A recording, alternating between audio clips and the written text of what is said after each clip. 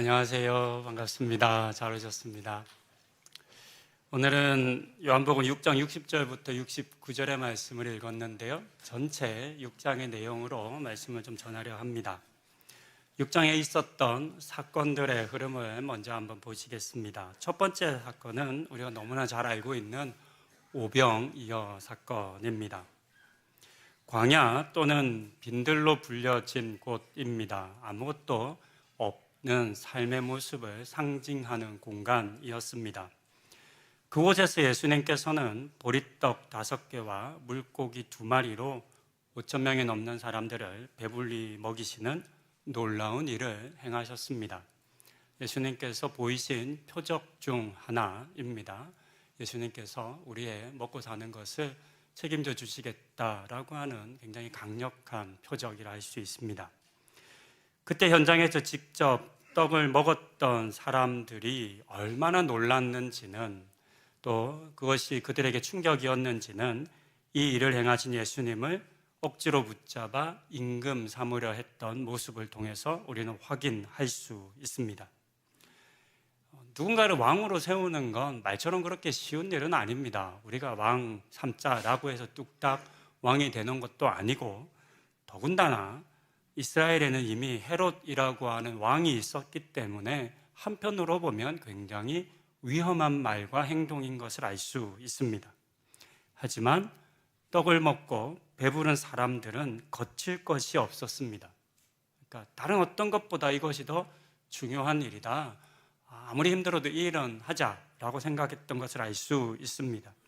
그렇게 예수님을 따르고 섬기는 것에 있어 너무나도 적극적이었던 무리들의 모습을 우리는 이 오병이어 사건을 통해서 확인할 수 있습니다.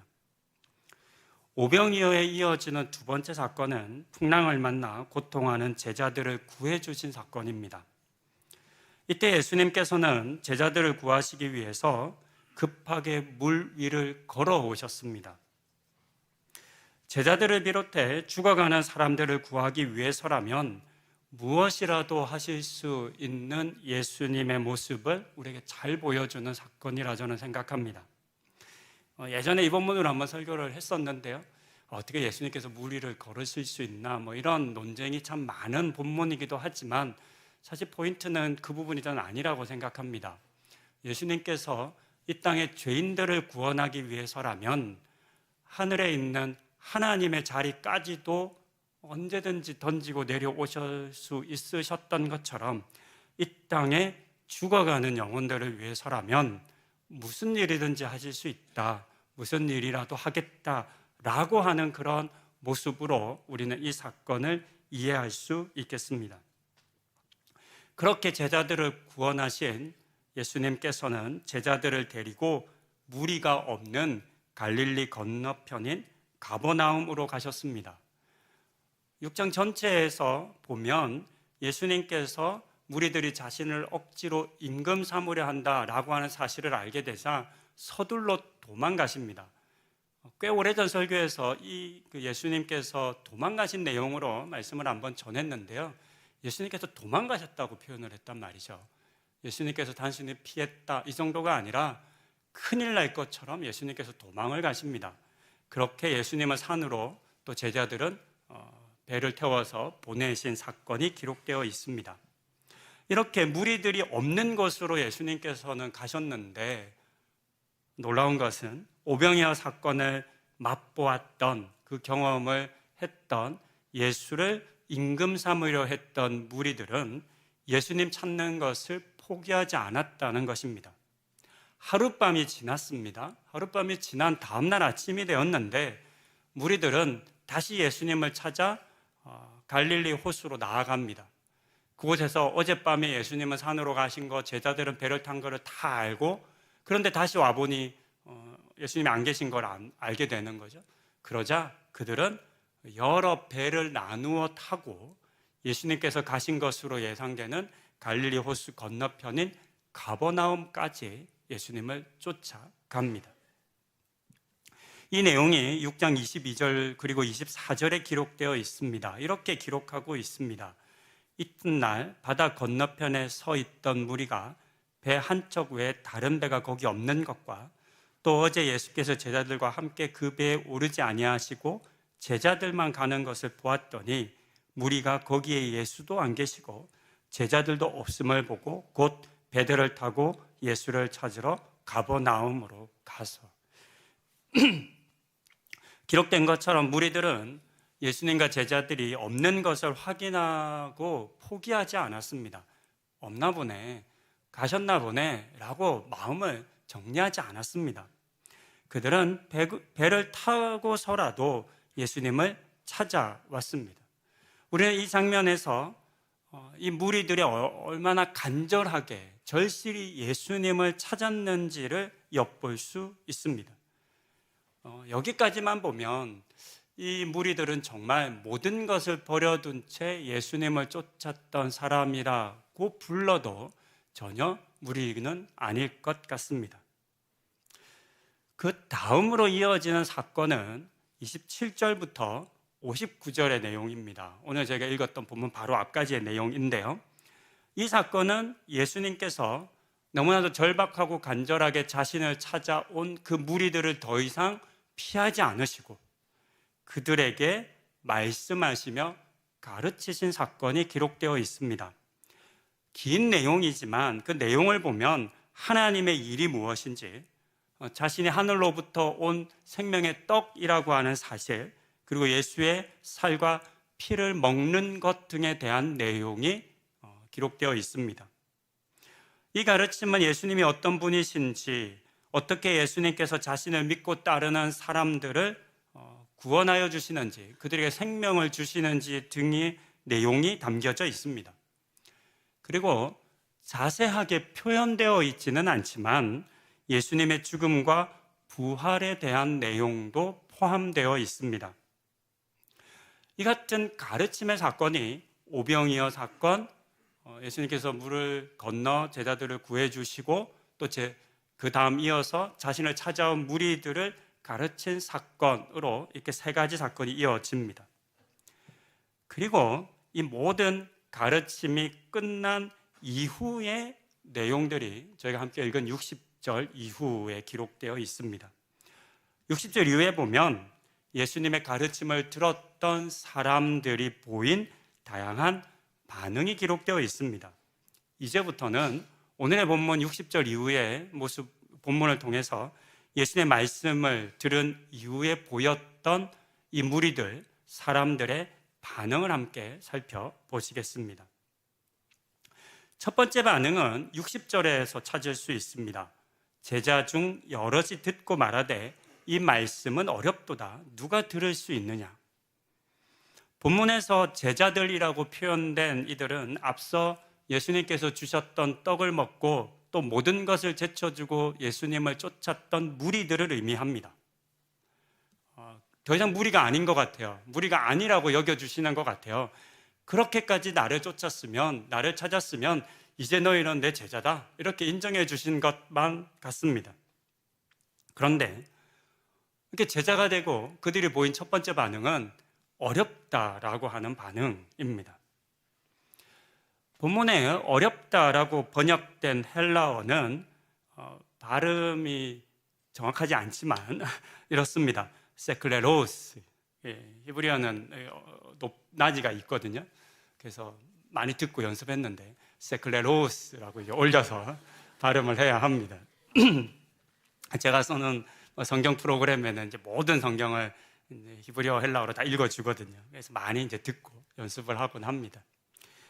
이 단어는 문자적으로는 단단하다, 거치다, 고되다, 이런 의미를 가진 단어입니다. 대부분은 이 단어는 비유적인 의미로, 그러니까 좀 더 풀어서 사용되는데요. 그때 쓰여지는 의미는 마음에 거슬리다, 거리낌이 되다, 거부감을 주다, 이런 의미입니다. 그래서 이 어렵다라고 하는 것은 우리가 어떤 말을 듣고 이해가 안 될 때가 있잖아요. 너무 복잡하고 어렵고, 저는 이제 과학책 보면 양자역학 이런 거 보면 그렇더라고요. 요즘 양자역학 이해하시는 분 계세요? 우리 양자 하시는 장로님도 계십니다. 근데 들어도 잘 모르겠잖아요. 근데 그럴 때는 우리가 지적으로 듣고 정말 이거 이해가 안 되네, 어렵네라고 할 수 있거든요. 어렵다는 단어는 우리말로는 같지만 그때 쓰여지는 단어의 의미는 이해가 안 된다는 게 가깝지 않습니까? 그러나 여기는 이해하기가 어렵다는 의미가 아닙니다. 이해가 안 된다는 의미가 아니고 영적인 부담감을 느끼다, 순종하기가 어렵다, 그리고 이거는 난 못해, 안 해 라고 하는 마음의 거절을 의미하는 단어입니다.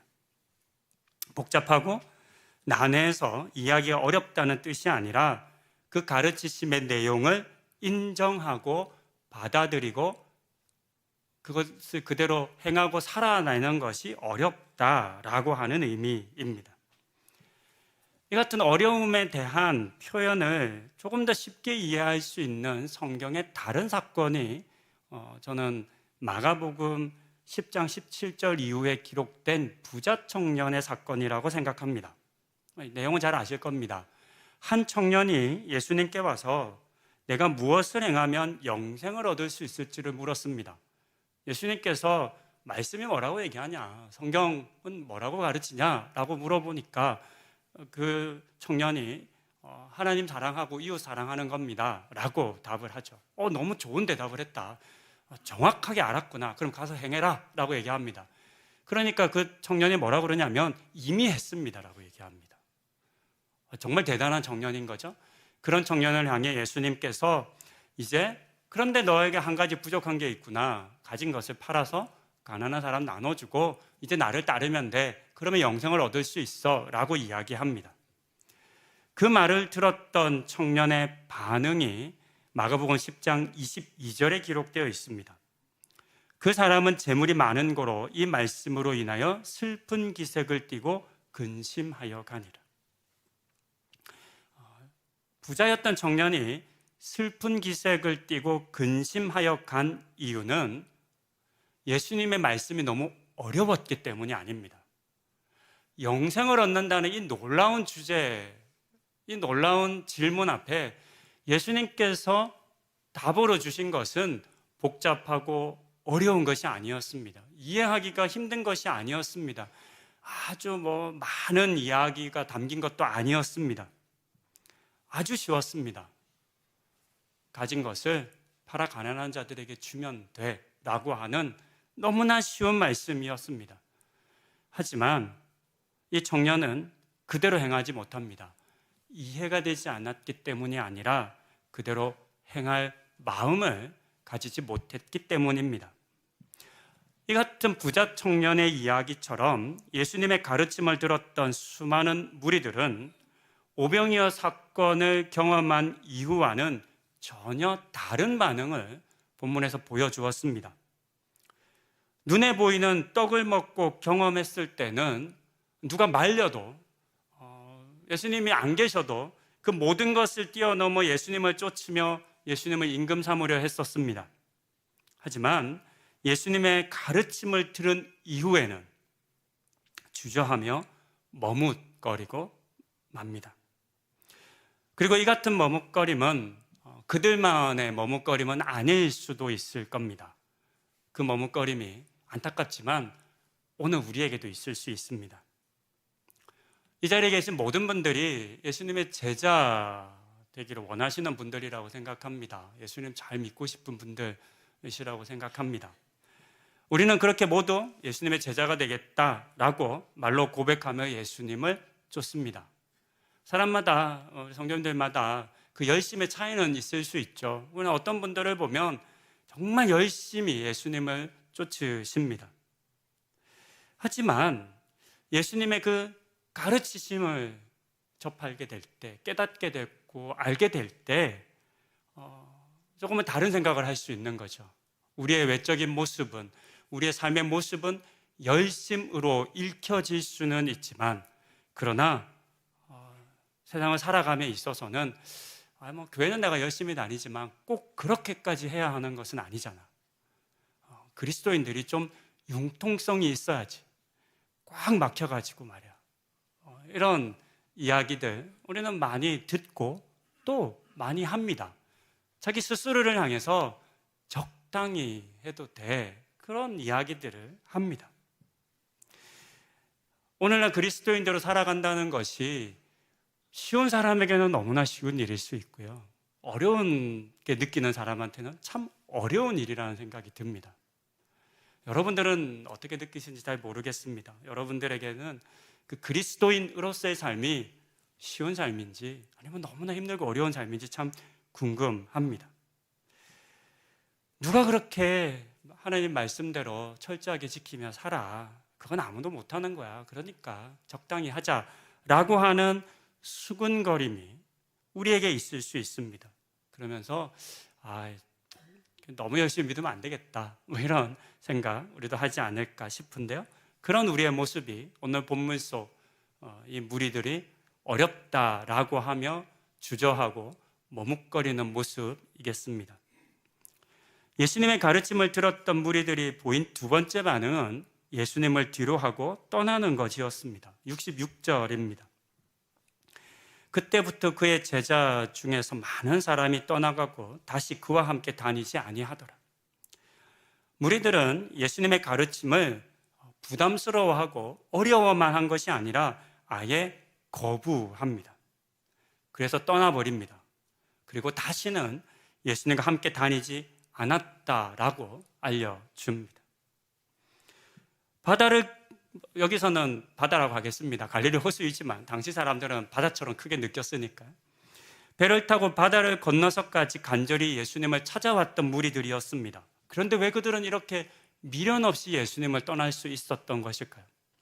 25절까지의 내용만 보면 이들은 거칠 것이 없었어요. 너무나 열심히 예수님을 쫓았습니다. 그러나 너무나 순식간에 바뀌어 버립니다. 왜 그럴까? 그 이유는 예수님께서 26절 하반절의 말씀을 통해 우리에게 알려주십니다. 너희가 나를 찾는 것은 표적을 본 까닭이 아니요 떡을 먹고 배부른 까닭이로다. 이 말씀처럼 그들은 오병이어 사건을 행하신 예수님의 능력, 즉 떡을 주시는 것에만 관심이 있었습니다. 그들의 관심은 떡에 있었지 그 떡을 주신 예수님에게는 없었던 겁니다. 그러니 예수님을 쫓고 예수님을 따르겠다라고 온 것이 아니었던 거죠. 그들이 본질적으로 바라본 것은 예수님이 아니라 떡이었습니다. 그렇게 배부를 떡을 먹을 마음으로 예수님을 쫓았던 무리들에게 예수님께서 무엇을 가르치셨냐면 앞서 우리가 본 것처럼 하나님의 뜻에 대한 이야기를 합니다. 여러 다양한 하나님의 구원의 계획들 말씀하셨겠죠? 그리고 하늘로부터 온 떡이 나다라고 말씀하십니다. 너희가 그 떡 먹고 나 쫓았지. 그런데 그 떡만 먹고는 영생을 얻을 수 없어. 이제 너희가 무슨 떡을 먹어야 되냐면 하늘로부터 온 떡인 생명의 떡인 나를 먹어야 돼 라는 이야기를 합니다. 그러면서 내 살과 피에 대한 이야기, 영원한 생명에 대한 말씀 등을 가르치신 겁니다. 그런데 그 같은 가르침에 아무 소용이 없었습니다. 왜냐하면 그 무리들, 제자들의 관심 밖의 이야기였기 때문입니다. 이러지 않았을까요? 가끔 대화를 하다 보면 대화 중에 엉뚱한 생각할 때 있잖아요. 마주보고 대화를 하지만 엉뚱한 생각하면 그 말이 하나도 귀에 안 들어옵니다. 하나도 안 남아요. 그냥 흘려 지나갈 때가 있습니다. 예수님의 가르침이 그 무리들 가운데 선포될 때 저는 그랬을 거라고 생각합니다. 예수님의 가르침을 이렇게 들을 때 됐어요. 그런 복잡하고 힘든 거, 고리타분한 거 그만 말씀하시고 떡이나 만들어 주시면 돼요. 이런 마음이지 않았을까 싶습니다. 그런데 그런 무리들의 바람과는 달리 예수님은 떡 만들어 줄 생각은 안 하시고 엉뚱한 이야기만 계속 하신 것입니다. 그리고 그 엉뚱한 이야기의 내용을 보면 예수님의 십자가 죽음과 부활에 대한 메시지가 담겨 있습니다. 이처럼 더 이상 떡을 주지 않는 예수님은 따를 필요가 없다라고 그들은 생각합니다. 그러니 예수님에게서 떡이 나올 가능성이 없어지자 그들은 아무 미련 없이 예수님을 떠나고 맙니다. 이처럼 떡은 사람들을 예수님으로 불러옵니다. 그런 역할은 합니다. 그런데 오늘 우리가 읽고 접하게 되는 이 하나님의 말씀과 가르침은 사람들을 예수님으로부터 떠나게 만듭니다. 저는 이것이 요한복음 6장 전체가 담고 있는 매우 중요한 메시지라고 생각합니다.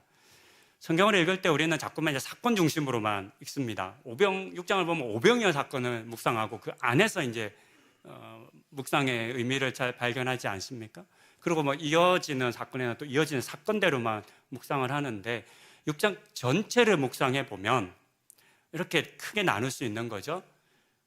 떡을 향해서는 거침없이 달려가는 사람들의 모습이 선포되어진 하나님의 말씀 앞에서는 오히려 등을 돌리고 도망가는 모습으로 보여집니다. 이것이 6장에서 우리가 읽어내야 할 메시지인 거죠.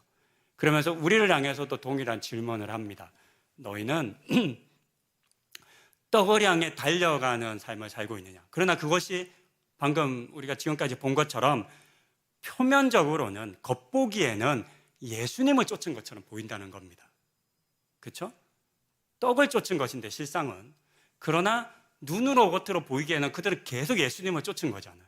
그러니까 우리는 착각하기가 쉬운 겁니다. 아, 나 열심히 예수님 쫓고 살고 있구나. 나 열심히 신앙생활하고 있구나. 나는 누구보다 열심히 예수님을 뒤따르는 사람이구나 라고 착각할 수 있는 거죠. 그러나 내가 정말 예수님을 쫓고 예수님을 따르고 있는지는 떡에서 판명되는 것이 아니라 말씀에서 판명이 되는 겁니다. 말씀을 들었을 때, 그 말씀이 나에게 그 말씀하기 시작하실 때 그 말씀을 내가 어떻게 읽어내고 반응하는지가 정말 내가 예수님을 쫓은 것인지 아닌지를 발견케 합니다.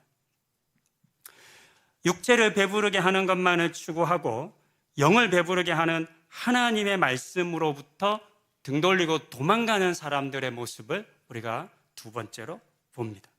이런 무리들의 모습이 오늘 나의 모습, 우리의 모습은 아닌지를 우리는 또 한번 점검해야 하겠습니다. 예수님의 가르침을 들었던 제자들이 보인 마지막 세 번째 반응은 베드로의 고백 속에 담겨져 있습니다.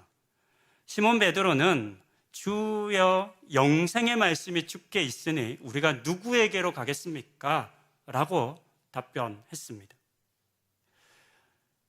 무리들의 수군거림과 떠나감을 겪으신 예수님께서는 더 이제 가까이 있던 12명의 제자들을 향해서 너희도 갈 거야? 라고 하는 질문을 하셨습니다. 이런 질문 속에 예수님이 어떤 마음이 남겼을까를 생각해 보았습니다. 예수님은 어떤 마음으로 이런 질문을 했을까요? 수천 명이 예수님을 따라왔어요. 그것도 밤이 지나고 이른 아침에까지 예수님을 쫓은 그 수많은 사람들을 보며 어떻게 보면 굉장히 흥분했을 수 있고 기분 좋을 수 있잖아요. 12명보다 수천 명이 훨씬 더 좋고 또 그 수천 명을 향해 말씀을 전하고서 얼마나 뿌듯하셨을까요? 하지만 말씀이 끝나기 무섭게 등 돌리고 모두 가버리는 그 상황 속에서 예수님은 얼마나 마음이 힘드셨을까요? 얼마나 안타깝고 섭섭하셨을까요? 우리 예수님은 배도 안 고프시고 섭섭하지도 않으시고 뭐 이슬만 먹고 그러신 분 아니시잖아요. 그렇죠? 우리 예수님 속도 상하시고 이렇게 이제 예수님을 상상하면 불경스러울 수 있는데 예수님은 삐치셨을까요? 안 삐치셨을까요? 네. 그런 사건 있지 않았을까요? 오늘 본문도 그렇게 해석할 수 있는 거죠. 예수님 얼마나 답답하면, 얼마나 속상하셨으면 제자들에게 이렇게 질문하셨을까요? 그러니까 너희도 갈 거야? 라고 하는 그 예수님의 질문 속에는 다그쳐 묻는다거나 책망하는 그런 메시지는 아니었을 것 같아요. 너희는 어때? 내 말이 그렇게 어려워? 너희는 좀 달랐으면 좋겠어. 이런 표현이지 않았을까 싶어요. 이때 베드로가 한 이 68절과 69절의 고백과 대답은 그 같은 예수님의 안타까운 마음과 아픈 마음에 큰 위로가 되었을 것 같습니다. 베드로는 영생의 말씀이 주께 있습니다 라고 표현을 합니다. 저는 이 표현이 참 중요하다고 생각했어요. 베드로는 예수님의 가르치심이 영생의 말씀이라는 것을 알았습니다. 앞서 보았던 마가복음 10장의 부자 청년은 원래 그는 영생을 찾았던 사람이었습니다. 그러니까 영생을 찾아서 많은 삶의 경험이 있는 사람이었던 거죠. 또 율법을 너무나 철저하게 지켰던 사람이었습니다. 그 같은 열심을 하루 이틀 살아온 게 아니었겠죠. 정말로 그렇게 영생을 간절히 찾았던 사람이었습니다. 그러고 예수님에게까지 왔고 예수님을 만났고 예수님의 말씀을 들었죠. 그런데 그럼에도 불구하고 그렇게 간절히 영생을 찾았고 심지어 예수님의 말씀을 들었음에도 불구하고 그 청년은 영생을 발견하지 못합니다. 영생을 알지 못해요. 그래서 어떤 결정을 하냐면 그 영생의 말씀이신 예수님을 만나고도 등을 돌리고 떠나고 말았습니다. 그런 부자 청년과 이 베드로는 정반대였던 거죠. 베드로는 예수님의 말씀을 들으며 그 말씀이 영생이구나, 예수님의 말씀 안에, 그 가르침 안에 영생이 있구나 라고 하는 사실을 깨달았던 겁니다. 그렇게 깨닫게 되자, 말씀의 의미를 알게 되자 등을 돌리고 떠나는 것이 아니라 머물겠다라고, 아니 절대로 떠나지 않고 예수님 붙잡겠다라고 고백할 수 있었습니다. 많은 사람들이 예수님을 뒤쫓아왔습니다. 예수님 쫓는 것을 쉽게 포기하지도 않았습니다. 그래서 본문 60절은 그들을 제자라고 불렀습니다. 하지만 그들 모두 진짜 제자가 되지는 못했습니다. 그리고 이 같은 그들의 제자됨의 진면목은 떡이 아니라 예수님의 말씀을 통해서 판명되었습니다. 예수님을 따랐던 진짜 목적은 배를 불리는 떡이었지 예수님이 아니었기 때문입니다. 너희도 가려느냐라고 하는 본문 속 예수님의 그 안타까움의 질문이 저는 오늘 우리에게도 주어진다라고 생각해 보았습니다. 이 질문에 성도님들의 대답은 무엇이십니까? 떡을 바라본 그 무리들은 예수님을 표면적으로는 쫓는 것처럼 보였지만 실상은 예수님이 아니라 떡을 보고 쫓아왔다 말씀을 드렸습니다. 오늘 우리의 신앙과 믿음이 그와 같을 수 있지 않을까요? 이 떡이라고 하는 것이 당시에는 또 이 본문에서는 먹는 떡으로 표현되었겠지만 그것은 언제든지 얼마든지 다른 것으로 대치될 수 있을 겁니다. 그러니까 우리가 욕망하는 것들, 우리가 예수님 아닌 예수님보다 더 가치 있게 여기고 더 붙잡고자 하는 것들이 그 떡의 자리를 저는 차지할 수 있다라고 생각합니다. 그렇게 된다면 사실 우리의 신앙도 우리의 믿음도 이 무리들과 별반 다를 바 없을 것입니다. 어거스틴은 사랑의 질서라고 하는 매우 중요한 가르침을 후손들에게 남겼습니다. 세상에 사랑이 참 많다는 거죠. 사람도 사랑할 수 있고 물질도 사랑할 수 있죠. 돈도 사랑할 수 있고 다이아몬드도 사랑할 수 있고 권력도 사랑할 수 있다고 이야기합니다. 그리고 지난주에도 말씀드렸지만 이와 같은 것들이 다 나쁜 게 아닙니다. 하나님께서 우리 가운데 허락하신 것들이죠. 이 땅을 살아가며 마땅히 누려야 할 하나님의 복이기도 합니다. 대신방 기간인데요. 신방 신청을 좀 많이 해주시면 좋겠어요. 설교 중에 이렇게 또 광고를 해야 되는. 신방 받아보신 분은 아시겠지만 저는 신방하면 못해도 2시간에서 한 4시간씩 한단 말이죠.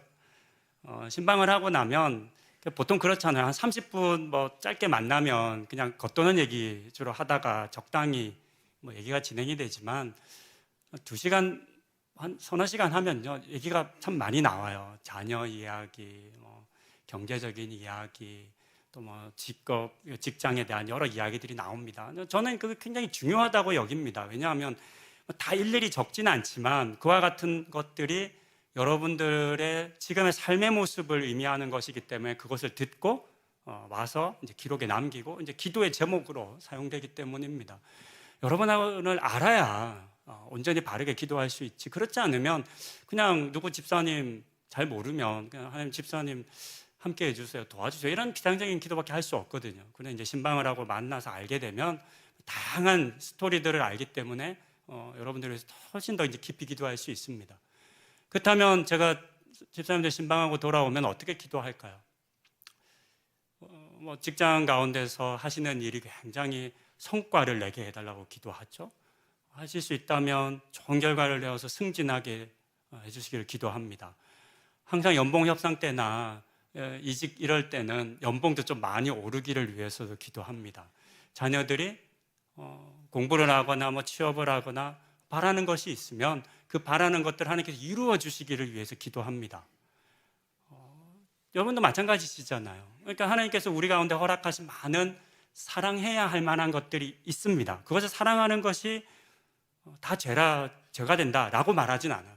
근데 어거스틴이 굉장히 중요한 이야기를 합니다. 그것은 그 같은 사랑에 질서가 있다는 겁니다.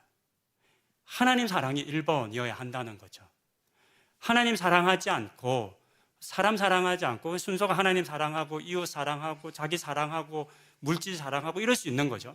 근데 우리가 이렇잖아요. 어떤 사람은 돈을 빼앗기 위해서 사람을 죽여요. 그런 일들이 우리 사회에서 많이 일어납니다. 그렇다면 이 사람은 사람을 더 사랑해요, 돈을 더 사랑하는 거예요? 돈을 더 사랑하는 거죠. 돈을 더 사랑하니까 가족도 죽일 수 있는 거죠. 그러면 이 사람의 사랑의 질서는 어떤 순서냐면 돈이 위에 있는 겁니다. 그와 같은 일을 조심해야 한다고 말을 합니다.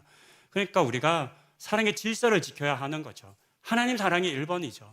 근데 하나님 사랑이 한 3, 4번, 4, 5번쯤 될 수 있는 겁니다. 하나님보다 돈을 더 사랑할 수 있는 거고 하나님보다 내 가족을 더 사랑할 수 있는 거죠. 그렇다면 그렇게 되는 순간 하나님은 도구가 됩니다. 이 무리들이 예수님을 쫓는 것처럼 보였지만 실상을 떡을 쫓았던 것과 마찬가지의 신앙이 된다는 겁니다. 우리는 사순절을 보내고 있습니다. 이 사순절 기간 우리는 다른 어느 때보다 1년 중에 어느 때보다 예수님에 대해서 더 많이 묵상을 합니다. 마가복음 말씀을 읽고 있고 앞부분에는 굉장히 본문을 짧게 끊어가면서 예수님의 다양한 이야기들을 듣고 있습니다.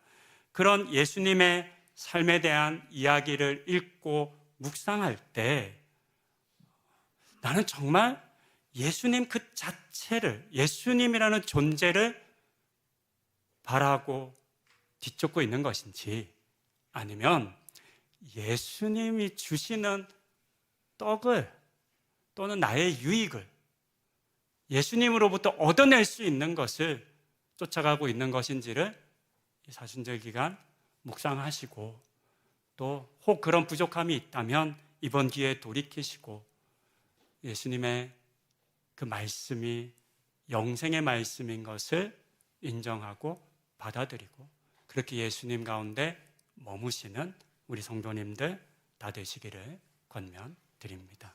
기도하시겠습니다. 수많은 사람들이 예수님을 뒤쫓았지만 정작 그들의 눈은 예수님을 바라보지 않았고 오직 떡을 바라볼 뿐이었습니다. 예수님께서 영생의 말씀으로 가르치셨지만 그 말씀을 부담스러워했고 심지어는 등 돌려 떠나버리기까지 했습니다. 주님, 이 무리들의 모습이 나의 모습은 아닌 주요. 주님을 쫓는 이유가 주님께 있지 않고 나의 욕심을 채우기 위함은 아닌지를 반성합니다. 너희도 가려느냐라고 하는 질문에 베드로처럼 그렇지 않습니다 라고 고백하는 우리들 되게 하여 주시옵소서. 영생의 말씀이 주께 있음을 알게 하여 주시고 그래서 그 주님을 떠나지 않는 우리가 되게 하여 주시옵소서. 이 모든 말씀 예수님의 이름으로 기도드립니다. 아멘.